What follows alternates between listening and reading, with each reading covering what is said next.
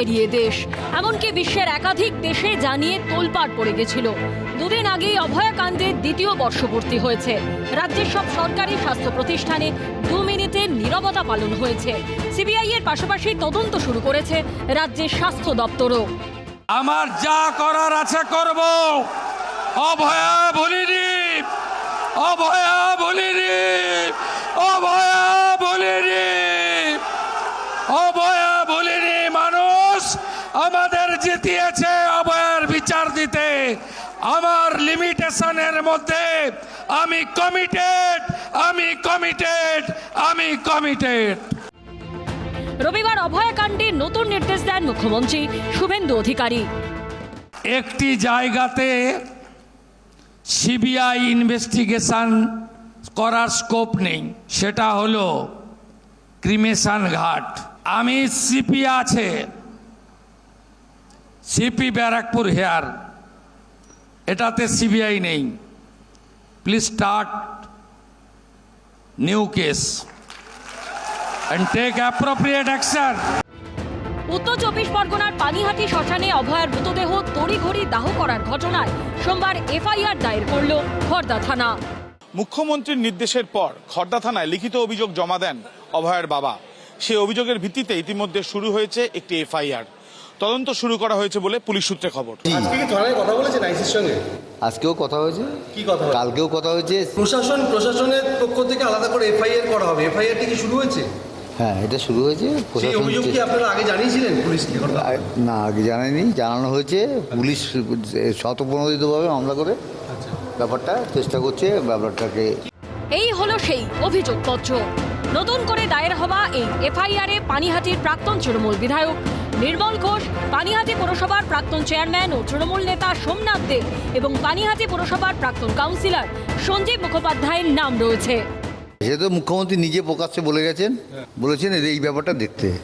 যে ব্যাপারটা আমার মেয়েকে জেনে তাড়াতাড়ি পুড়িয়ে দিয়েছিল, সেই ব্যাপারটা নির্মল ঘোষ, সঞ্জীব মুখার্জি আর সোমনাথ দে, কেন এর কি উদ্দেশ্য ছিল সেটা ভালো করে তদন্ত করতে বলা হয়েছে। অভিযুক্ত 3 জনের বিরুদ্ধে বিএনএসের তথ্য প্রমাণ লোপাট, অপরাধমূলক ষড়যন্ত্র, বেআইনিভাবে বাধাদান, অনধিকার প্রবেশ, জোর করে প্রবেশ, নথিতে কারসাজি করা সহ একাধিক ধারায় রুজু হয়েছে মামলা। 2024 সালে 9ই আগস্ট আরজিকর মেডিকেল কলেজে কর্তব্যরত তরুণী চিকিৎসককে ধর্ষণ ও খুনের ঘটনা গোটা দেশকে নাড়িয়ে দেয়। অভয়ার পরিবার প্রথম থেকেই অভিযোগ তোলে, ময়নাতদন্তের পর পানিহাটি শ্মশানে নিয়ে গিয়ে তড়িঘড়ি তাদের মেয়ের শেষকৃত্য সেরে ফেলা হয়, যার জেরে অভয়ার মৃতদেহের দ্বিতীয়বার ময়নাতদন্ত আর করা যায়নি। আমার মেয়ে আজকে সেদিন মারা গেছে, শ্মশানের যে খরচ, সেই খরচটা ফ্রি করে দিয়েছে। কারা? কেন করা হয়েছে? কেন? আমার মেয়ে আত্মার পরিতে খুব কষ্ট পেয়েছে যে লাস্ট শেষ সময় তো সে ভেবে গেছে যে আমার বাবি এই কোটি টাকা বাবি খরচা করতে পারলো না। কি মর্মান্তিক ছিল সেই দিনটা আমার কাছে। এই প্রশ্নের উত্তরটা আমায় কে দেবে? ঘটনার দিন অভয়ের মৃতদেহ তাড়াহুড়ো করে দাহ করার ক্ষেত্রে অভিযুক্ত 3 জনের কি ভূমিকা ছিল তা বিস্তারিতভাবে পুলিশকে লিখিত জানিয়েছেন অভয়ের বাবা। লিখিত অভিযোগে অভয়ের বাবা জানাচ্ছেন যে তৎকালীন বিধায়ক নির্মল ঘোষ, প্রাক্তন কাউন্সিলর সোমনাথ দে এবং প্রাক্তন কাউন্সিলর সঞ্জীব মুখোপাধ্যায় জোরপূর্বক তাদের বাড়িতে প্রবেশ করে। তাদের ইচ্ছার থাকলেও সেই ইচ্ছা না মেনে জোর করেই এক প্রকার বাড়ি থেকে অভয়ার মৃতদেহ নিয়ে আসা হয় এই পানিহাটি মহাশ্মশানে, যেখানে সৎকার করার জন্য পরিবারের সদস্যদের চাপ দেওয়া হচ্ছিল হুমকি দিয়ে, এবং বেশ কিছু ধর্মীয় আচার থাকলেও বাড়িতে সেটা করতে দেওয়া হয়নি বলেও অভিযোগে জানিয়েছেন তিনি। ঘটনার দিন সন্ধে 7টা নাগাদ পানিহাটিতে তাদের বাড়ির সামনে অভয়ার মৃতদেহ এসে পৌঁছয়। তার বাবার অভিযোগ, সেই সময় তৎকালীন তৃণমূল বিধায়ক নির্মল ঘোষ, 17 নম্বর ওয়ার্ডের তৎকালীন তৃণমূল কাউন্সিলর সোমনাথ দে এবং প্রাক্তন কাউন্সিলর সঞ্জীব মুখোপাধ্যায় জোর করে তাদের বাড়িতে ঢুকে পড়েন এবং মৃতদেহ দ্রুত শ্মশানে নিয়ে গিয়ে দাহ করার জন্য হুমকি দেয়। অভিযোগ, সামাজিক আচার পালনের আগেই তাদের ইচ্ছার বিরুদ্ধে গিয়ে জোর করে মৃতদেহ পানিহাটি শ্মশানে নিয়ে যাওয়া হয়। পানিহাটি শ্মশানেই অভয়ার শেষকৃত্য সম্পন্ন হয়েছিল। কি হয়েছিল সেই রাতে, সেই নিয়ে তদন্ত করবে রাজ্য পুলিশ, খড়দা থানার পুলিশ এই ঘটনার পুরোটাই তদন্ত করে দেখবে। এর আগে কেন্দ্রীয় সংস্থা এই শ্মশানে একাধিকবার তদন্ত করে গেছে। অভয়ের বাবার অভিযোগ, দ্বিতীয়বার ময়নাতদন্তের দাবি জানানো থেকে তাদের আটকাতেই জোর করে তড়িঘড়ি দাহ প্রক্রিয়া সম্পন্ন করে দেওয়া হয়। শ্মশানে যাওয়ার পর ঠিক কি হয়েছিল তাও বিস্তারিতভাবে পুলিশকে লিখিত জানিয়েছেন অভয়ের বাবা। তার অভিযোগ, রাজনৈতিক প্রভাব খাটিয়ে শ্মশানে অপেক্ষমান দুটি মৃতদেহকে পাশ কাটিয়ে তড়িঘড়ি অভয়ের মৃতদেহ পুড়িয়ে ফেলা হয়। কোনো ধর্মীয় আচার মানতে দেওয়া হয়নি, এমনকি শেষকৃত্যের ফর্মে স্বাক্ষরও করতে দেওয়া হয়নি। দুটি মৃতদেহ অপেক্ষায় ছিল। মৃতদেহর আগে হয়েছে, দুটো ভিআইপিরা ছিল, সেই জন্য ভিআইপিদের জন্য দুটো বডির আগে কনভিন্স করে তাদের রাজি হয়েছিল। তো দুটো বডি ভিআইপি কে আগে প্রাক্তন নির্মল ঘোষ ছিলেন, তারপরে প্রাক্তন চেয়ারম্যান ছিলেন।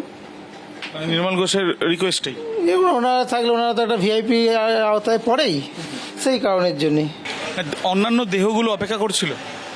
হ্যাঁ, কতগুলো? তো তখন বেশি ছিল না, একদিন মতো ছিল এরকম। কিন্তু কেন ওইগুলো থাকা সত্ত্বেও আগে তড়িঘড়ি নিয়ে যাওয়া হলো কেন? তার কারণ হচ্ছে ক্যাজরার ভয়ে, কিসের? পুলিশের এক গাদা কোন লোকাল লোক ছিল না, খালি পুলিশ আর র্যাব। পরে অভয়ের পরিবার জানতে পারে ঘাট সার্টিফিকেটে তথ্য প্রদানকারী হিসেবে সই করেছিলেন প্রাক্তন কাউন্সিলর সঞ্জীব মুখোপাধ্যায়।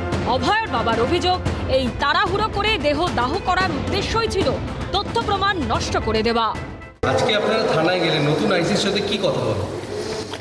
এলাকার বিভিন্ন ঘটনা নিয়ে কথা হয়েছে, বিভিন্ন এলাকায় শৃঙ্খলা সেটা তো হয়েছেই, সেটা এই ব্যাপার নিয়ে কিছু বিস্তারিত বলবো না, হয়েছে এটুকুই বললাম। কলকাতার যে কোনো সংবাদ মাধ্যম একেবারে সাক্ষ্য দিতে পারে যে অভয়াকাণ্ডের পর সম্পূর্ণ বেআইনিভাবে শুধু তড়িঘড়ি অভয়ার দেহ পুড়িয়ে দেওয়াই হয়নি, প্রায় দুদিন রত্না দেবনাথদের বাড়ি এই নির্মল ঘোষের গুন্ডা বাহিনী এমনভাবে ঘিরে রেখেছিল যে সংবাদ মাধ্যমের পক্ষে ওই পরিবারটার কাছাকাছি যাওয়াই একটা চ্যালেঞ্জ হয়ে দাঁড়িয়েছিল। এটাও মানতে হবে যে প্রথম দিন থেকে অভয়ার মা এবং বাবা এই নির্মল ঘোষ সম্পর্কে স্পেসিফিক্যালি অভিযোগ করে গেছেন। কি বলেছিলেন তারা, কি বলতেন তখন দেখাবো। নির্মল ঘোষ, সোমনাথ দে এবং সঞ্জীব মুখার্জি এরা দ্রুত নিয়ে আমার মেয়ের দেহটাকে পুড়িয়ে দেওয়ার ব্যবস্থা করেছে। এবং সেদিন আমরা দেখেছিলাম আমার মেয়ের দেহটা যখন চুল্লিতে ঢুকে গেছিল, তখন আমাদের লোকাল এমএলএ যে সে আমাদের এই সঞ্জীব মুখার্জির পিঠ চাপড়ে ওয়েল ডান বয় বলছিল। আবার বলছি, প্রথম দিন থেকে একেবারে নাম করে অভয়ার মৃত্যুর পর প্রথমবার এই স্টুডিওতে এসে এই ডান দিকের চেয়ারগুলোতে বসে আরও বিস্তারিতভাবে ওই ভয়ঙ্কর দিনের ঘটনাবলীর বর্ণনা তারা দিয়েছিলেন, একেবারে নাম করে সেবারও। দেখুন, সোমনাথ দে ঢুকলো হসপিটালে, আমার সঙ্গে কোনো কথা বললো না, এবং সে এমএলএকে নিয়ে, নির্মল ঘোষকে নিয়েই ঢুকেছিল। তারা প্রিন্সিপালের সঙ্গে 1.5 ঘন্টা ধরে মিটিং করছে। ওই টাইমে আমাকে আবার কিছু ছেলে পেলে, আমি জানি না কলেজে কারা ছিল, তারা আমাকে জোর করে ধরে নিয়ে প্রিন্সিপালের ঘরে চলে যাচ্ছিল। তখন আমার ভাই বা অন্য যারা রিলেটিভ ছিল তারা আবার জোর করে আমাকে ছিনিয়ে আমাকে টানাটানি হচ্ছিল প্রিন্সিপালের ঘরে নিয়ে যাওয়ার জন্য। কী উদ্দেশ্য ছিল তাদের তখন? এবং একটা সাদা কাগজও নিয়ে এসেছিল, সাদা কাগজে সই করার চেষ্টা করেছিল তারা, কিন্তু যাদের আমি ডেকে নিয়েছিলাম তারা কিন্তু তৃণমূলপন্থী সবাই নেতা। অবশেষে আরজিকর ফাইল তো খুলল হাইকোর্টের নির্দেশে। নতুন টিম পানিহাটি শ্মশানে গিয়ে ঘটনাস্থল দেখেও এসছে। এখানে যে অভয়ের মা যেটা বললেন, অন্য ঘটনা বাদ দিলাম, শ্মশানে আগে থেকে কিছু মৃতদেহ এসেছিল। দেখুন, দুনিয়াতে তো অনেক আগে পরের ঘটনা হয়, তো ওই শ্মশান ঘাটে গিয়েও, মানে আপনি বলছেন মৃত্যুর পরেও সেই লাইন টপকানোর ব্যাপারটা রয়ে গেছে। হ্যাঁ, তো আমাদের শাসক দল এমন একটা অবস্থা করেছিলেন যে আগে যে মৃতদেহগুলো এসেছিল সেগুলো পড়ে থাকলো, কিন্তু পরে এই যে মৃতদেহটা গেল সেটাকে চুল্লিতে ঢোকানো হলো। এবং চুল্লিতে ঢোকাতে হলে আপনার যেমন মেডিকেল সার্টিফিকেট দেখে, তেমনি যে নিয়ে গিয়েছে তাদের সই করতে হয়। আপনারা এই কথাটা বলছেন না যে তার মা বা বাবাকে কিন্তু সই করেনি, ঠিক, সইটাও তারা করে দিয়েছে। একদম। কেন এত তাড়াতাড়ি করে ঢোকানো হলো? যে এই যে হুমকি দিয়ে যে এখনই যদি পোস্টমর্টম রাত্রিবেলায় না করা হয় তাহলে রক্তগঙ্গা বইবে, কারণ রেপ এবং মার্ডার কেসের পোস্টমর্টম সূর্যাস্তের পর হয় না। তারপরে যেভাবে হয়েছে জানলেন। তারপরে মা বাবা থানায় বসে থাকলেন, পুলিশ এবং পার্টির লোকেরা মৃতদেহ নিয়ে চলে গেল। তারপরে বাড়িতে যে ইউনিফর্ম পরা পুলিশের লোক ঘুষ দিতে এসব কথা ছেড়েই দেন। তারপরে বহু সংখ্যক পুলিশের লোক এবং পার্টির লোকেরা ডেড বডিটা শ্মশানে নিয়ে গেল এবং এইভাবে পোড়ানো হলো। এবং মায়ের কথাটাই শুধু যদি আপনি দেখেন যে গিয়ে নির্মল ঘোষ তখন সঞ্জীব মুখার্জি পিঠ চাপড়ে বলছেন ওয়েল ডান মাই বয়। তাহলে ভালো কাজ একটা করলে তো ওয়েল ডান বলে, তাহলে ভালো কাজটা এখানে কী ছিল? পার্টির নেতাদের জন্য, নির্মল ঘোষদের জন্য, মমতা ব্যানার্জির জন্য ভালো কাজ ছিল যে মৃতদেহটা পুড়িয়ে দেওয়া, যাতে করে দ্বিতীয়বার পোস্টমর্টম করে সত্যিকার কোনো প্রমাণ আর না পাওয়া যায়। এই ব্যাপারে তো কোনো সন্দেহ নাই। তো এটা কি গ্রেপ্তার করার জন্য যথেষ্ট কারণ নয়? সেদিন রাত 2টো অবধি একজন কেউ দূর থেকে মনিটরিং করছিলেন, সেটা পরে তিনি বলেছেন। একটু দেখুন না খুঁজে কে বলেছিলেন। অফিসিয়ালি বলে, অফিসিয়ালি আচ্ছা, আমি এই কথাটা আমি বলতে চাইছিলাম না। আমাদের তৎকালীন মুখ্যমন্ত্রী, যিনি পুলিশ মন্ত্রী এবং স্বাস্থ্যমন্ত্রী, তিনি বলছিলেন যে রাত 2টো পর্যন্ত আমি কমিশনারের সঙ্গে ফোনে কথাই ছিলাম। আমি যেটা বলতে চাই এটা আপত্তিজনক কেন, যে আমাদের রাজ্যে অন্য তো এরকমই আছে যে পুলিশ কমিশনার কাজ করেন হোম সেক্রেটারির অধীনে, হোম সেক্রেটারি কাজ করেন পুলিশ মন্ত্রীর অধীনে। অর্থাৎ আমাদের যে নিয়ম, সেই নিয়ম অনুসারে পুলিশ মন্ত্রীকে কিছু জানতে হলে হোম সেক্রেটারির মাধ্যমে কমিশনারের কাছ থেকে জানতে হবে, এবং কমিশনারের কিছু জানাতে হলে হোম সেক্রেটারির মাধ্যমে পুলিশ মন্ত্রীকে জানাতে হবে। সরাসরি জানালে ডিসিপ্লিন ভঙ্গের জন্য তার বিরুদ্ধে বিভাগীয় ব্যবস্থা নেওয়া যাবে, এমনি খুব ছোটোখাটো অপরাধ নয়। তো আমি তবুও ধরে নিলাম যে জরুরি একটা অবস্থায় মুখ্যমন্ত্রী পুলিশ কমিশনারকে ফোন করলেন, অথবা পুলিশ কমিশনার মুখ্যমন্ত্রীকে একবার ফোন করলেন। কিন্তু রাত 2টো পর্যন্ত ফোনে কথাবার্তা, যদি প্রমাণ লোপাটের কাজ না হয়, ভালোভাবে তদন্ত প্রমাণ জোগাড় করার কথা হয়, 2টো পর্যন্ত কী কথা থাকে?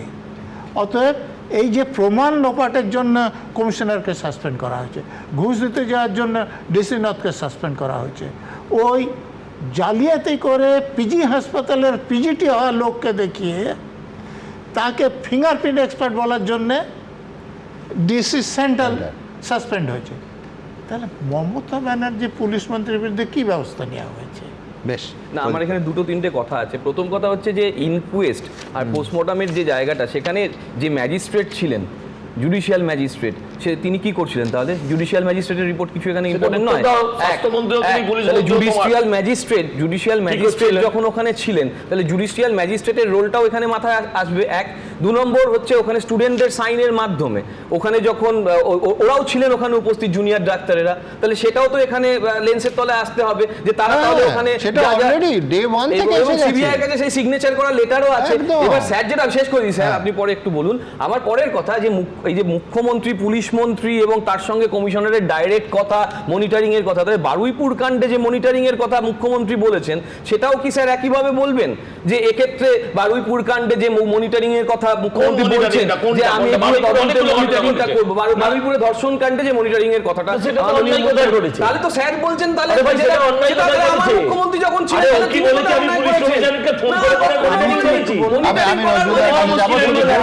আমার মন্তব্য থাকবে, সেটা হচ্ছে ডাক্তারির এক শ্রেণীর ছাত্র যাদের নাম করে এই চেয়ারে বসে ওই প্রথম সাক্ষাৎকারে অভয়ার মা এবং বাবা বলেছেন, তারা স্ক্যানারে আছে কিনা সিবিআই বলতে পারবে, 4 দিনের মধ্যে স্ক্যানারে এনেছিল কিনা কলকাতা পুলিশ বলতে পারবে, সম্ভবত আনেনি। কিন্তু ইস্যুটা যে তারা যে অভিযুক্ত, এই নিয়ে কোনো সন্দেহের অবকাশ আছে নাকি? তার কারণ যে ভিড়টা তৈরি হয়েছিল, যারা মেয়ের মৃতদেহ দেখতে দেয়নি, শোকাহত বাবা এবং মাকে, তাদের মধ্যে ডাক্তারির এবং ওই সন্দীপ ঘোষের অনুগত একাধিক ছাত্র এবং ছাত্রী ছিল। রাজ্যে প্রথমবার ক্ষমতায় আসার পর নতুন করে আরজিকর ফাইল খুলেছে বিজেপি সরকার। 3 আইপিএস অফিসারকে সাসপেন্ড করা হয়েছে। এবার শ্মশানে অভয়ার মৃতদেহ কেন দ্রুত দাহ করা হয়েছিল, কেন নিহতের পরিবারের সই ছাড়াই দাহ করা হয় মৃতদেহ, তা নিয়ে তদন্ত শুরু করেছে পুলিশ। রবিবার আরজিকর কাণ্ডের 2য় বর্ষপূর্তিতে স্মরণ সভায় গিয়ে একথা ঘোষণা করেন মুখ্যমন্ত্রী। আশ্চর্য হয়ে যাবেন, সিরিয়াল 3-তে ছিল, 1 করেছে, ক্রিমিশন কস্ট হয়, দিতে হয়। ক্রিমিশন কস্ট বাড়ির লোক দেয়নি, সিগনেচার করতে হয় বাড়ির লোককে, নো সিগনেচার। এখানে নির্মল ঘোষ, সোমনাথ দে, সঞ্জীব মুখার্জি,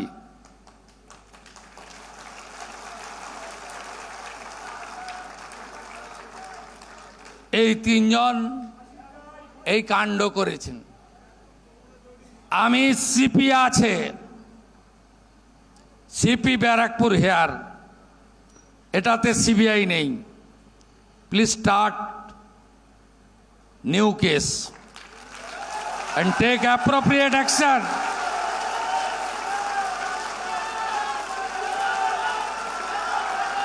আমার যা করার আছে করব।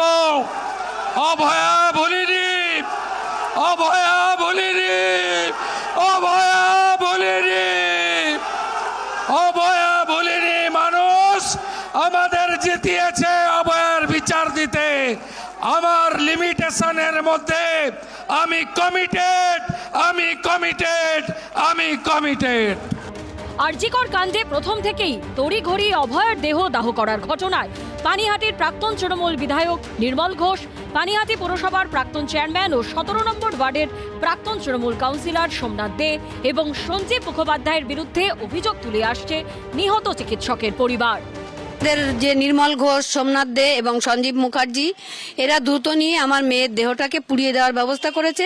উদ্দেশ্য প্রণোদিতভাবেই দোষীকে বা দোষীদের আড়ালের চেষ্টা হয়েছে এবং তৃণমূল কংগ্রেসের নেতাদের দ্বারাই অভয়ার শেষকৃত্য সম্পন্ন করা হয়েছে। লিখিত অভিযোগে এমনই কথা জানিয়েছেন অভয়ার বাবা। তিনি আরও জানাচ্ছেন যে শ্মশানের সামনে আমরা দাঁড়িয়ে আছি, এই শ্মশানেই দুটি অপেক্ষারত মৃতদেহ থাকলেও সেই ক্ষেত্রে আলাদাভাবে অভয়ার মৃতদেহ নিয়ে এসে সৎকার করা হয়। সেই দুটি মৃতদেহ আগে থেকে লাইনে থাকলেও তাদেরকে অপেক্ষা করতে হয় এবং তাদের পরিবারের সদস্যদের অপেক্ষা করতে হয় এবং অভয়ার মৃতদেহ আগে থেকেই তড়িঘড়ি দ্রুত সৎকার করানো হয়। ঘটনার দিন পানিহাটির প্রাক্তন চেয়ারম্যান সোমনাথ দের বিরুদ্ধে ডেড বডির ডিসচার্জ সার্টিফিকেটে জোর করে সই করিয়ে নেওয়ারও অভিযোগ তুলেছিলেন নিহত চিকিৎসকের মা বাবা। ডিসচার্জ সার্টিফিকেট যেটা বডি হ্যান্ডওভার যে সার্টিফিকেটটা, ওটা উনি আমাকে জোর করিয়েই একমাত্র সাইন করিয়ে নিয়েছেন। হ্যাঁ, সোমনাথ দে। না না, ফর্মেই। শুধু সোমনাথ দেই নন, 9ই আগস্ট দুপুরে আরজিকর মেডিকেলে গিয়েছিলেন তৎকালীন তৃণমূল বিধায়ক নির্মল ঘোষও। গিয়েছিলেন নিহত চিকিৎসকের বাড়িতেও। শ্মশানে উপস্থিত ছিলেন পানিহাটির তৎকালীন তৃণমূল বিধায়ক। সেদিন আমরা দেখেছিলাম আমার মেয়ের দেহটা যখন চুল্লিতে ঢুকে গেছিল, তখন আমাদের লোকাল এমএলএ যে সে আমাদের এই সঞ্জীব মুখার্জির পিঠ চাপড়ে ওয়েল ডান বয় বলছিল। ওই দিন যখন অভয়ার মৃতদেহ নিয়ে আসা হলো, কিরকম ছবিটা ছিল? আপনারা তো স্থানীয়রা এখানেই ছিলেন। ছবি আনার আগে তো ভিড়ে ভিড় ছিল, পুলিশ বলুন, সিআরপি বলুন, ভিড়ে ভিড় ছিল, কাকেও ঢুকতে দেয়নি। তড়িঘড়ি পুরোটা হয়েছে দ্রুততা। আগে থেকে কয়েকটা মৃতদেহ রাখা ছিল, মানে তাদের লাইন থাকলো ছিল 3টে, ঢুকতে দেয়নি না ওরা ঢুকেছিল, লাইনেই ছিল, কিন্তু অপেক্ষা করতে হয়েছে। হ্যাঁ। কেন? কেন? ওপর মহল থেকে খবর আসছে তাই। পার্টি যখন ধরুন আমরা সবাই বিজেপি করি, কিন্তু বিজেপি যদি আমাদের বলে এটা করো না, তা আমাদের শুনতে হবে, ওদের অপারেটরদেরও শুনতে হয়েছে। নির্মল ঘোষকে দেখা গেছিল এখানে এসেছিল? সোমনাথ দে, সোমনাথ দত্তকে অতটা আমি চিনি না। সঞ্জীব মুখার্জি। হ্যাঁ। অভয়ের পরিবার অভিযোগের আঙুল তোলে তাদের প্রতিবেশী ও প্রাক্তন কাউন্সিলর সঞ্জীব মুখোপাধ্যায়ের দিকেও। দেহ উদ্ধারের দিন নির্যাতিতার পরিবারের সঙ্গে তিনিও হাসপাতালে গেছিলেন। সেমিনার হলে মৃতদেহ দেখা ছাড়াও শেষকৃত্যের আগে শ্মশানের নথিতে সই করেন এই সঞ্জীব মুখোপাধ্যায়। যখন রাত্রি 9টা 10:30টার সময় আমার মেয়ের ডেড বডি যখন আমার ঘরে ছিল, তখন ডিসি নর্থ আমাকে যখন টাকা দিতে নিয়ে এসেছিল এবং সঞ্জীব মুখার্জি নিজে ডিসি নর্থকে ঘরে নিয়ে এসেছিল টাকা দেওয়ার জন্য। এর আগে শিয়ালদা কোর্টে পানিহাটির প্রাক্তন তৃণমূল বিধায়ক নির্মল ঘোষ, পানিহাটির বর্তমান চেয়ারম্যান এবং তৃণমূল নেতা সোমনাথ দে এবং পানিহাটি পুরসভার প্রাক্তন কাউন্সিলর সঞ্জীব মুখোপাধ্যায়ের গ্রেপ্তারির আবেদনও জানান অভয়ের মা। পুরোটাই রাজনীতিতে চলে যাচ্ছে কিনা বা রাজনৈতিক ন্যারেটিভ, আমার যার উপর বক্তব্য ছিল, আমার যাকে প্রতিদ্বন্দ্বী মনে হয়েছে, আমার যার উপর রাগ ছিল, যদি এই দাহ কার্য নিয়ে কোনো অন্যায় কিছু থাকে নিশ্চয়ই সিবিআই সেটা খোঁজ নিত, যেটা তদন্তের মতো হোক, কিন্তু এমন কিছু করবেন না যে বিপন্ন পরিবারের তাদের পাশে দাঁড়ানো পাড়া প্রতিবেশী জনপ্রতিনিধি এবারে ভবিষ্যতে তারা কাউকে না বিপদে পড়লে সাহায্য করতে যাবে। অভয়ার হত্যা এবং তার সঙ্গে তথ্য নষ্ট করা প্রশাসনিক তৎপরতায় করা হয়েছিল।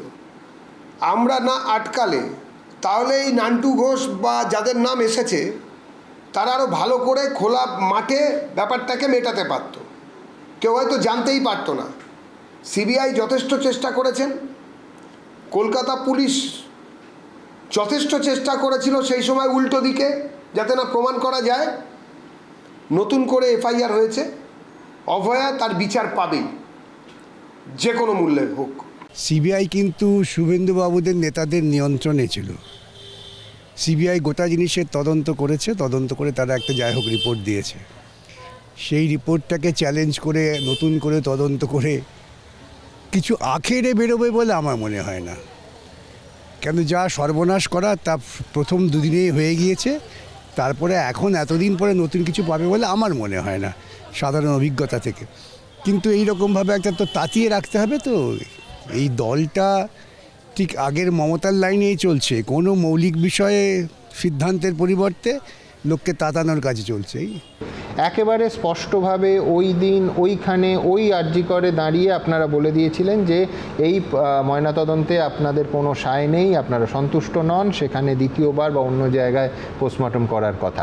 আমি বলছি এই যে দ্রুত শেষকৃত্য, পুরোটা ধাক্কা দিয়ে কোনো না কোনোভাবে তাড়াতাড়ি শেষকৃত্যটা করে দেয়া, স্পেসিফিক্যালি এই চাপটা কোথা থেকে এসেছিল, কোন জায়গা থেকে, কাদের থেকে? আমরা যখন বাড়িতে যাই, যখন আমরা তো অনেকক্ষণ পরে, আমার মেয়ের দেহ অনেকক্ষণ আগে, 2 ঘন্টা প্রায় আগে চলে গেছিল বাড়িতে, এবং বাড়ির চাবিটা আমাদের গাড়িতেই ছিল। আচ্ছা, তো এই সামনেই রাখা ছিল, এবং ওরা চেষ্টা নাকি আমাদের তখন বলা হয়েছিল, চেষ্টা করেছিল আমরা যাওয়ার আগেই দেহটা নিয়ে যাওয়ার শ্মশানে, কিন্তু পারেনি, কেউ আটকে দিয়েছিল। কিন্তু আমরা যখন ঢুকি তখন দেখেছি মানে আমাদের বাড়ি থেকে অনেকটা দূর অবধি এদিক ওদিক পুরোটা পুলিশ দিয়ে ঘেরা, মানে ভিআইপিদেরও অতটা পুলিশ থাকে না। সেদিন হঠাৎ করে আমার মেয়ে ভিআইপি মর্যাদা পেয়ে গেছিল মরে যাওয়ার পরে। তারপরে আমরা ঢুকলাম ভেতরে, ঢোকা মানে পুলিশের প্রচুর চাপ ছিল, এবং আমাদের ওখানকার যে প্রশাসনিক মানে লোক ছিল, সোমনাথ দে যেমন ছিল, তারপর নাম বলতে হবে, আরো একজন ছিল, নামের কোনো প্রয়োজন নেই, মানে প্রশাসনের তরফ থেকে একটা চাপ দেওয়া হয়েছিল একদম। আপনারা সিবিআই কে এগুলো জানিয়েছেন তো স্পেসিফিক্যালি? জানেন। এবং যখন আমার মেয়ের দেহটা নিয়েও চলে যাচ্ছে, তখন আমার মেয়ের ছোটবেলার বান্ধবী সে আমাকে বলছে, কাকিমা নিতে দিও না, নিলেই তো সব শেষ হয়ে যাবে। আমি কিন্তু কিছু করতে পারিনি। তড়িঘড়ি দেহ সৎকার নিয়ে তদন্ত শুরু করলো পুলিশ। অন্যদিকে আগে থেকেই আরজিকর মেডিকেলের চিকিৎসকের ধর্ষণ খুনের তদন্ত করছে সিবিআই। সিবিআই এর তদন্তের ভিত্তিতেই সঞ্জয় রায়কে দোষী সাব্যস্ত করে আমৃত্যু কারাদণ্ডের নির্দেশ দিয়েছে নিম্ন আদালত। বিজেপি সরকার ক্ষমতায় আসার পর নতুন করে খুলেছে আরজিকর ফাইল। সিবিআই নতুন টিম তৈরি করে শুরু করেছে তদন্ত। একাধিকবার নতুন টিম আরজিকর মেডিকেল কলেজেও গেছে। এবার ঘটনার রাতে ডিউটিতে থাকা চিকিৎসক, নার্স ও কর্মীদের সবাইকে তলব করল কেন্দ্রীয় এজেন্সি। 2024 সালে 9 আগস্ট আরজিকর মেডিকেলের এমার্জেন্সি বিল্ডিংয়ের 4 তলায় সেমিনার হল থেকে তরুণী চিকিৎসকের দেহ উদ্ধার হয়। যারা আমার মেয়ের সঙ্গে রাতে ডিনার করেছিল তাদের যদি হেফাজতে নিয়ে জিজ্ঞাসাবাদ না করা হয়, আমার মনে হয় এটা থেকে কিছুই বেরোবে না। এবং বিভীষিকাময় সেই রাতে ঠিক কি ঘটেছিল, শেষ মুহূর্তে অভয়ের সঙ্গে কারা ছিলেন, উত্তর খুঁজছে সিবিআই। ওই দিন এমার্জেন্সি বিল্ডিংয়ে ডিউটিতে থাকা সব চিকিৎসক, নার্স ও হাসপাতালের কর্মীদের তলব করল তদন্তকারীরা। চলতি সপ্তাহেই তাদের জিজ্ঞাসাবাদ করা হবে। সিবিআই যথেষ্ট চেষ্টা করেছেন, কলকাতা পুলিশ যথেষ্ট চেষ্টা করেছিল সেই সময় উল্টো দিকে, যাতে না প্রমাণ করা যায়। নতুন করে এফআইআর হয়েছে। সম্মাননীয় মুখ্যমন্ত্রী তিনি তার সদিচ্ছা এবং যাতে অভয়াকাণ্ডের প্রকৃত দোষীরা সাজা পান, যাতে প্রকৃতভাবে বিচার হয়, সেই সম্পর্কে তিনি বলেছেন। আপনারা সেটা দেখেছেন যে তিনি অভয়াকে ভোলেননি। অভয়া তার বিচার পাবেই, যে কোনো মূল্যে হোক। 2 বছর ধরে তো তদন্ত হচ্ছে, 2 বছর পরে তদন্তে এতদিন পরে ওরা কি করতে চাইছে সেটা ওরাই জানে। তবে এইটুকু জানি যে সিবিআই, কলকাতা পুলিশ সেই সময় যেটা করেছিল, তখন আমরা সরকারে ছিলাম, কলকাতা পুলিশ যে প্রাইম অ্যাকিউজকে ধরেছিল, পরে সিবিআইও ইনভেস্টিগেশনে তাকেই অ্যাকিউজ করে তারই এগেনস্টে ট্রায়াল করে তাকেই কনভিকশন হয়েছে। এবার এখন নতুন করে ডাকছে, আমি জানি না, সিবিআই তদন্ত তো বোঝা যায় না, 2014 মামলা 2026-এ ফাইনাল চার্জশিট দিতে পারেনি। সুতরাং ওদের তদন্তের কি কতটা আছে, পারদর্শিতা আছে, সেটা মানুষ বিবেচনা করবে। সিবিআই এর পাশাপাশি আরজিকর কাণ্ডে তদন্ত শুরু করেছে রাজ্যের স্বাস্থ্য দপ্তরও।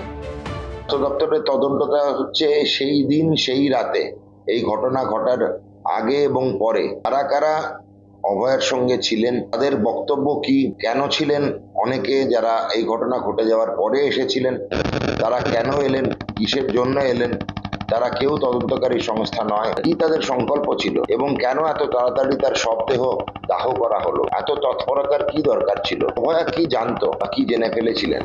খুন ধর্ষণ কাণ্ডের পাশাপাশি আরজিকর মেডিকেলে আর্থিক দুর্নীতির মামলারও তদন্ত চলছে। মঙ্গলবার আরজিকর মেডিকেলের প্রাক্তন অধ্যক্ষ সন্দীপ ঘোষের বিরুদ্ধে সাক্ষ্য দিয়েছেন অ্যাকাউন্টস ও পারচেস কমিটির এক সদস্য। এরই মধ্যে আরও একটি ঘটনা নিয়ে উত্তাল হয়ে উঠেছে রাজ্য রাজনীতি।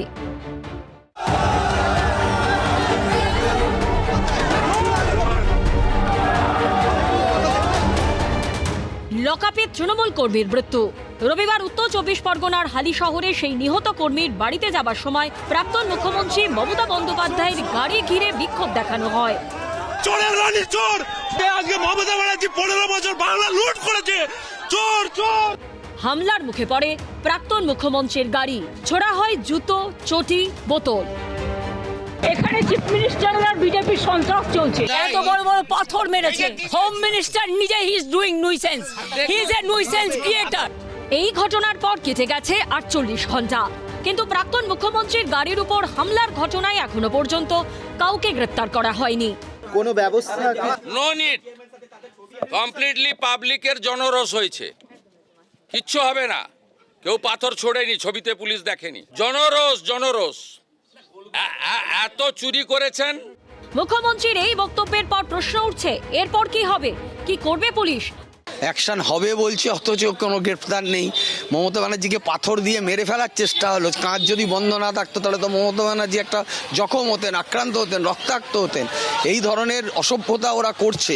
আমাদের রাজ্যে অনেক প্রাক্তন মুখ্যমন্ত্রী হয়েছেন, আমরা কিন্তু কোনোদিন এই ধরনের দেখিনি। যেটা বিজেপি যে কালচার নিয়ে আসছে, ডিম ছোঁড়া, পাথর ছোড়া, কাদা ছেঁড়া, এই যে নোংরামোগুলো, গোবর ছোড়া, জুতো ছোড়া, এই ধরনের যে হ্যাকেল করা, হেনস্থা করা যে রাজনীতি ওরা নিয়ে আসছেন, এই রাজনীতি পরিণতি কিন্তু খুব খারাপ বলেই আমার মনে হয়। আমি একজন দীর্ঘদিন রাজনৈতিক দলের বা রাজনৈতিক কর্মী হিসাবে দেখেছি।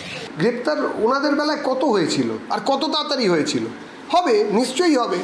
এখন উনি কি এইসব বলে ভয় পাচ্ছেন নাকি যে গ্রেপ্তার হয়ে গেলে ওনারই চেনাশুনো কেউ গ্রেপ্তার হয়ে যেতে পারেন? যিনি হন, ওনার চেনাশুনো হলেও যদি সেরকমও কেউ গ্রেপ্তার হয় তাকেও ছাড়া হবে না। প্রাক্তন মুখ্যমন্ত্রীর কাছের লোক বলে কেউ ছেড়ে দেবে না, তাকেও আইন আমলে আসতে হবে। প্রাক্তন মুখ্যমন্ত্রীর গাড়িতে কারা হামলা চালিয়েছিলেন তা নিয়ে বিজেপি ও তৃণমূল একে অপরের দিকে আঙুল তুলছে। যেমন বিজেপির তরফে সামনে আনা হয়েছে এই ছবি। তাদের দাবি, রবিবার মমতা বন্দ্যোপাধ্যায়ের গাড়ি লক্ষ্য করে যে ব্যক্তিকে কাদা ছুটতে দেখা গেছে তিনি তৃণমূলেরই কর্মী। ছবিতে দেখা যাচ্ছে কাঁচরাপাড়া পৌরসভার প্রাক্তন চেয়ারম্যান কমল অধিকারীকে। তার ঠিক পেছনেই রয়েছেন এই ব্যক্তি, যিনি তৃণমূল কর্মী বলে দাবি বিজেপির। একদম কমল অধিকারীর লোককে, এখন ছবি স্পষ্ট, কমল অধিকারীর সাথে দৌড়াচ্ছে, সে কাদা ছুটছে, একদম স্পষ্ট ছবি আমরা পেলাম। তৃণমূলের নেতা এলে এই অঞ্চলের তৃণমূল কর্মীরা আগামী দিনে আরও বৃহত্তর ক্ষোভ দেখাবে। পাল্টা কালীঘাট তৃণমূল আবার সোশ্যাল মিডিয়ায় এই ছবি পোস্ট করে দাবি করেছে মমতা বন্দ্যোপাধ্যায়ের উপর হামলাকারীরা বিজেপির দুষ্কৃতী। বিজেপি নেতাদের সঙ্গে তাদের ওঠা বসা। হামলার সময়ও মুখে বিজেপির স্লোগান। প্রাক্তন মুখ্যমন্ত্রীর উপর হামলাকারীরা অনেকেই চিহ্নিত, পরিচয় স্পষ্ট। এরা কোন এলাকার কোন নেতার সঙ্গে থাকে অঞ্চলের সবার জানা। কেন তাদের গ্রেপ্তার করা হচ্ছে না? যে কোনো নাগরিকের নিয়ম মেনে আইন না ভঙ্গ করে যে কোনো জায়গায় যাওয়ার অধিকার রয়েছে, এবং একজন প্রাক্তন মুখ্যমন্ত্রী তার তো অবশ্যই রয়েছে, তিনি স্পেশাল প্রোটেক্টি। এখন তিনি পুলিশকে জানিয়ে গেছেন কি জানিয়ে যাননি আমি তা জানি না। এখন চোর চোর শুনতে হচ্ছে, এটা দুর্ভাগ্যজনক, দুঃখজনক। মানে মাত্র 3 মাস হয়েছে তিনি ক্ষমতা থেকে চলে গেছেন। 1952 সালে দেশে প্রথম ভোট হয়েছে, তারপর সরকার আসে, সরকার যায়, শাসক বিরোধী হয়, বিরোধী শাসক হয়, ট্রেজারি আর অপোজিশনের বেঞ্চের বদল হতে থাকে, এটাই গণতন্ত্রের দস্তুর। হালিশহরে মৃত তৃণমূল কর্মীর বাড়িতে যাওয়ার সময় রবিবার প্রাক্তন মুখ্যমন্ত্রী মমতা বন্দ্যোপাধ্যায়কে ঘিরে বিক্ষোভ দেখানো হয়েছে। জুতো কাদা কিছুই বাদ যায়নি। পাথর মেরেছে, এত ভয় পাই আমি বেরোবই। এত চুরি করেছেন, চোর তো শুনতেই হবে। বিজেপির পতাকাও ছিল না, বিজেপির কর্মীরাও ছিল না। হালিশহরে মমতা বন্দ্যোপাধ্যায়ের গাড়ি ঘিরে হামলার ঘটনায় এখনো কেউ গ্রেফতার হয়নি। এই আবহেই মুখ্যমন্ত্রী শুভেন্দু অধিকারীর গলায় উঠে এলো পুরনো মামলার প্রসঙ্গ। 2024 সালের 21শে মে পশ্চিম মেদিনীপুরের কেশপুরে সভা ছিল তৎকালীন বিরোধী দলনেতা শুভেন্দু অধিকারীর। সেই সভাতেই যাওয়ার পথে দফায় দফায় ছুতার গেরা, সরিষা খোলাতে বিজেপি নেতাকর্মীদের বাধা দেওয়ার অভিযোগ ওঠে তৃণমূলের বিরুদ্ধে। শুভেন্দু অধিকারীকে কটাক্ষ করা হয় বলে অভিযোগ ওঠে। ঘটনার জেরে কার্যত রণমূর্তি ধারণ করেন তৎকালীন বিরোধী দলনেতা। সভা থেকে ফেরার পথে সরিষা খোলায় গাড়ি থেকে নেমে পড়েন তিনি। 2 বছর পর সেই কেশপুরে দাঁড়িয়ে পুরনো ঘটনার প্রসঙ্গ টেনে কড়া পদক্ষেপের নির্দেশ দিলেন শুভেন্দু অধিকারী। আমি এসপিকে বলে গেলাম, অনেক অত্যাচার সহ্য করেছে, নরেন্দ্র মোদী জিন্দাবাদ বলার জন্য অনেক মানুষ অনেক অত্যাচার সহ্য করেছে। সমস্ত মামলা প্রত্যাহার করবেন, সমস্ত মামলা। এই সামনে যারা বসে আছে এদেরকে জেল খাটিয়েছে মাসের পর মাস। আমি ভুলিনি 24 সালে লোকসভা ভোটে এই কেশপুরে আমাকে সভা করতে যাওয়া বাধা দেওয়া হয়েছিল, মানিনি আমি। মানুষ আসেনি কিন্তু আমি এসেছি। আমি বলবো আমি কিচ্ছু বলিনি। মাননীয় এসপি, ওই মামলাটা আপনি বের করবেন। যারা জড়িত ছিল তাদেরকে আমি জেলে দেখতে চাই। খালি তো হুমকি, খালি থ্রেট। মুখ্যমন্ত্রী বিধানসভার ভেতরে শুভেন্দুকে থ্রেট করছেন, বাইরে থ্রেট করছেন, জেলে ঢোকাবো, কাস্টাডিতে নেবো। একটা মুখ্যমন্ত্রীর কি এটাই কাজ?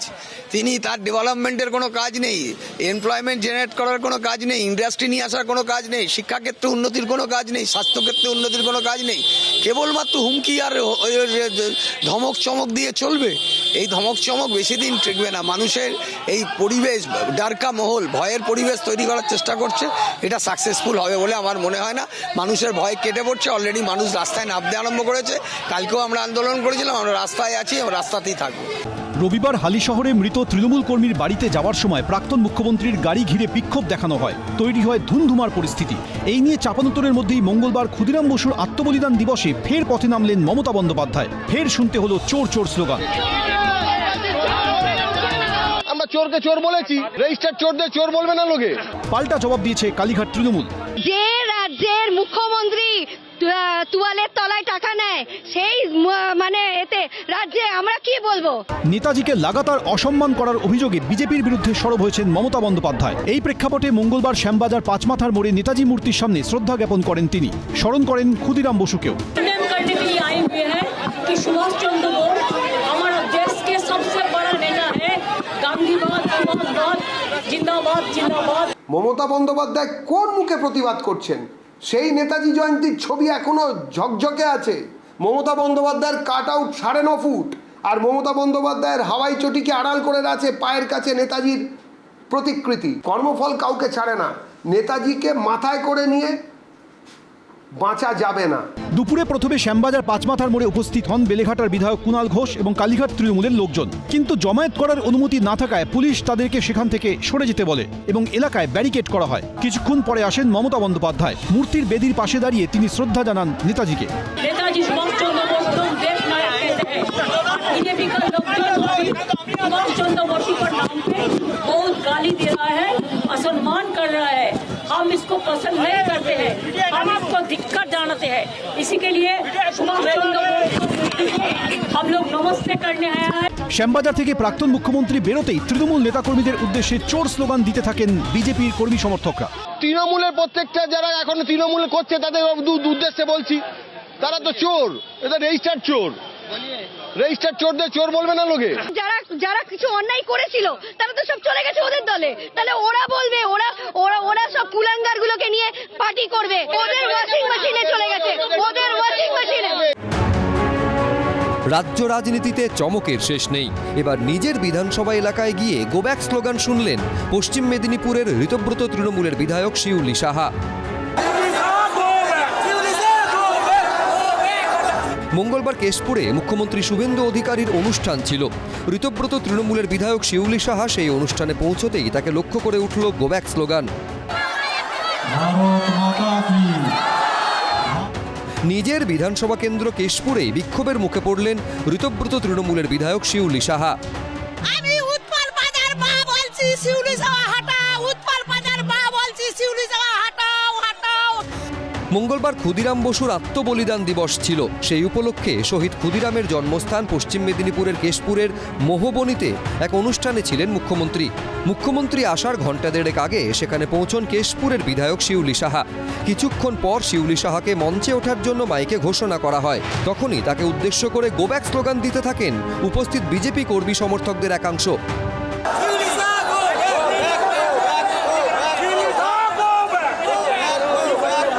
এক মহিলা অভিযোগ করেন তৃণমূল জমানায় তাদের ওপরে লাগাতার অত্যাচারে মদত দিয়েছেন শিউলি সাহা।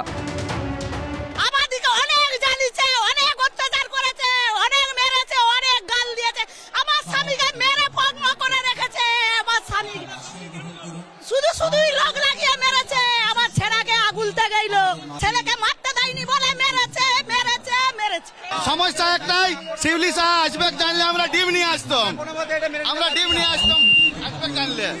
রাজ্যে পালা বদলের পর মমতা বন্দ্যোপাধ্যায় ও অভিষেক বন্দ্যোপাধ্যায়ের থেকে দূরত্ব বাড়িয়েছেন তৃণমূল বিধায়কদের বড় অংশ। নাম লিখিয়েছেন ঋতব্রত শিবিরে। সেই শিবিরের অন্যতম মুখ শিউলি সাহা।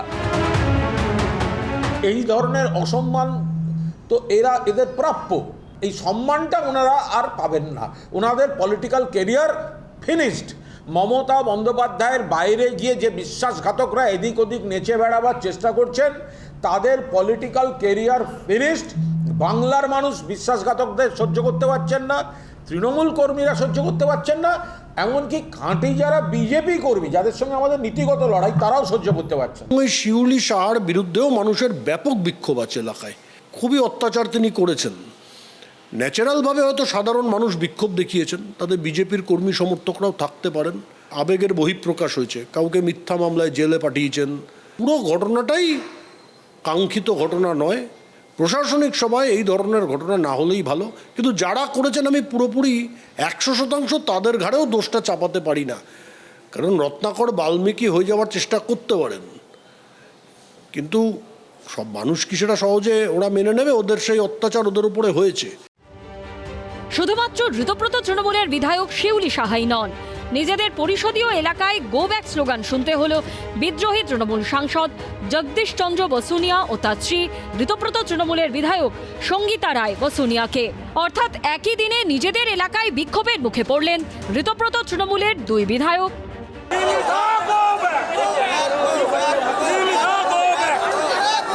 ও এক এনসিপিআই সাংসদ। প্রবল বিক্ষোভ, স্লোগান, এলাকায় তীব্র উত্তেজনা।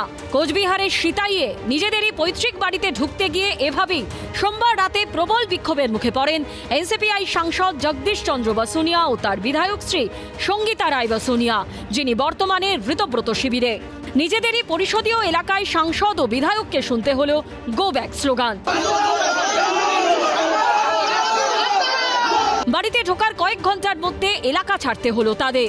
2024 সালে তৃণমূলের টিকিটে কোচবিহারের সাংসদ হন জগদীশ চন্দ্র বসুনিয়া, কিন্তু রাজ্যে পালা বদলের পর মমতা বন্দ্যোপাধ্যায়ের বিরুদ্ধে বিদ্রোহ করে এনসিপিআইতে নাম লিখিয়েছেন।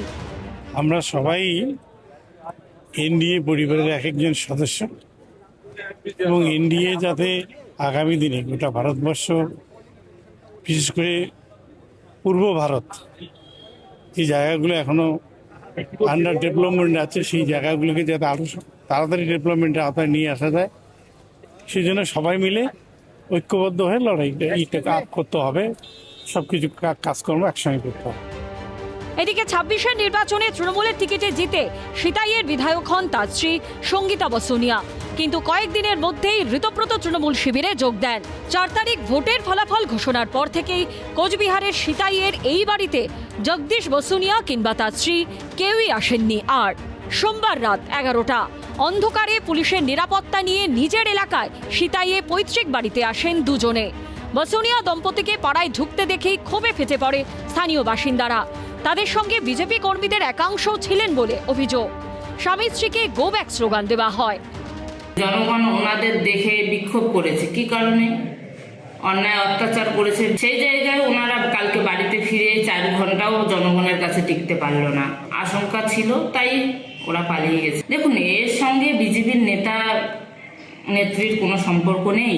সাধারণ জনগণের সঙ্গে হওয়া অন্যায় সাধারণ জনগণ হিসাব বুঝে নেবে। রাত ২টো নাগাদ সিতাই ছাড়েন সস্ত্রীক জগদীশ বসুনিয়া। এরপর কোচবিহার শহরে ফ্ল্যাটে গিয়ে ওঠেন তারা।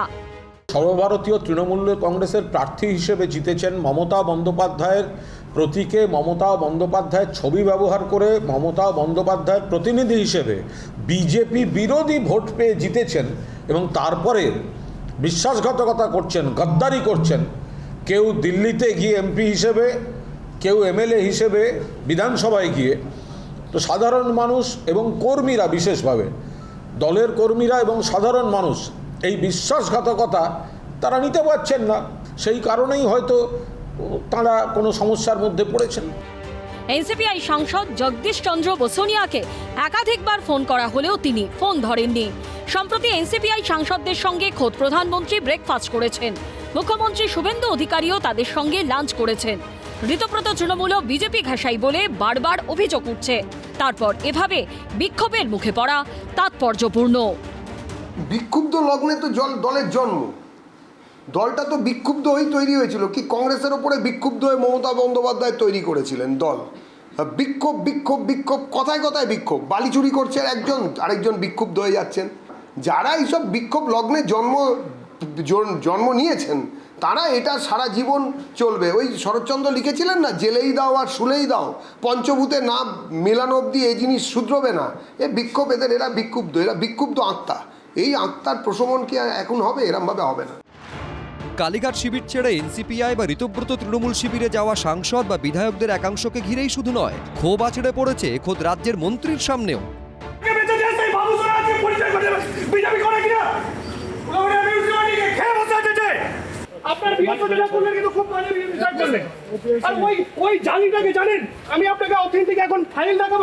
সোমবার এভাবেই পুর ও নগর উন্নয়ন প্রতিমন্ত্রী উমেশ রায় এর সামনে ক্ষোভ উগরে দেন বিজেপি নেতা।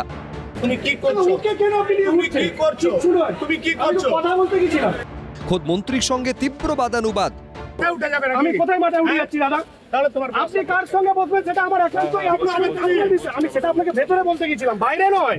কিন্তু আপনার বিএসও যেভাবে আমাকে ছিলে দিলেন সেটার জন্য আমি ওর বাইরে চেয়েছি। আমি ভেতরেই বলতে গেছিলাম দাদা, আমাকে কলার ধরে ভেতর থেকে বের করেছে। কেন মন্ত্রীর সঙ্গে দুর্নীতিগ্রস্ত ঠিকাদার, এ নিয়ে উমেশ রায়ের সামনে ক্ষোভে ফেটে পড়েন উলুবেড়িয়ায় বিজেপির আইটি সেলের আহ্বায়ক সোমনাথ সাধুখা। সোমবার উলুবেড়িয়া পুরসভার কাজ খতিয়ে দেখতে যান রাজ্যের পুর ও নগর উন্নয়ন দফতরের প্রতিমন্ত্রী উমেশ রায়। আধিকারিক, চেয়ারম্যান ও 12 জন কাউন্সিলরের সঙ্গে বৈঠক করেন তিনি। চেয়ারম্যানের কাছে মন্ত্রীকে নিয়ে যান তৃণমূল আমলের প্রাক্তন পূর্ত ও জনস্বাস্থ্য কারিগরি মন্ত্রী পুলক রায়ের ঘনিষ্ঠ ঠিকাদার নাসির উদ্দিন মল্লিক ওরফে বাবু সোনা। এরপর পুরসভা থেকে বেরিয়ে জাতীয় সড়কের ধারে একটি ধাবায় খেতে যান বিজেপির হেভিওয়েট মন্ত্রী উমেশ রায়। সেখানে তৃণমূল ঘনিষ্ঠ ঠিকাদার নাসির উদ্দিন মল্লিক ওরফে বাবু সোনা রয়েছেন খবর পেয়ে ক্ষোভে ফেটে পড়েন উলুবেড়িয়া বিজেপির আইটি সেলের আহ্বায়ক সোমনাথ সাধুখা। সেখানে ঢুকে প্রতিবাদ করতে গেলে বিজেপির হেভিওয়েট মন্ত্রীর পিএসও তাকে বের করে দেন বলে অভিযোগ।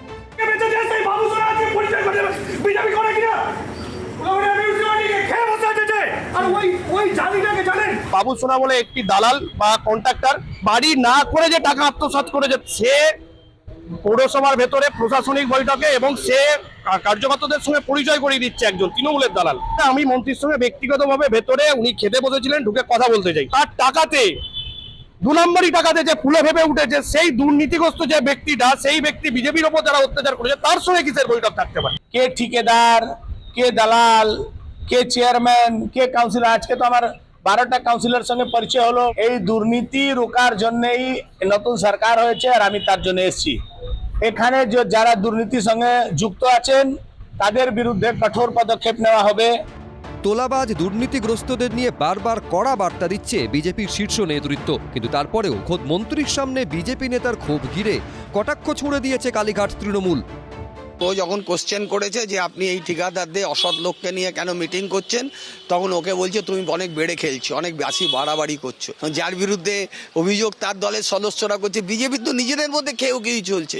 প্রত্যেক এলাকায় এলাকায় বিজেপির 4টে করে গ্রুপ গন্ডগোল করছে, ঝামেলা করছে, গন্ডগোল করছে, আর এখানে এসে অন্যান্য কথা বলে মানুষের দৃষ্টি অন্যদিকে ঘোরানোর চেষ্টা করছে। লাভ হবে না। দেশ জুড়ে বিজেপি বিরোধী হাওয়া উঠেছে, বাংলায়তেও বিজেপি বিরোধী হাওয়া উঠেছে। বিজেপির সময় আস্তে আস্তে শেষ হয়ে যাচ্ছে।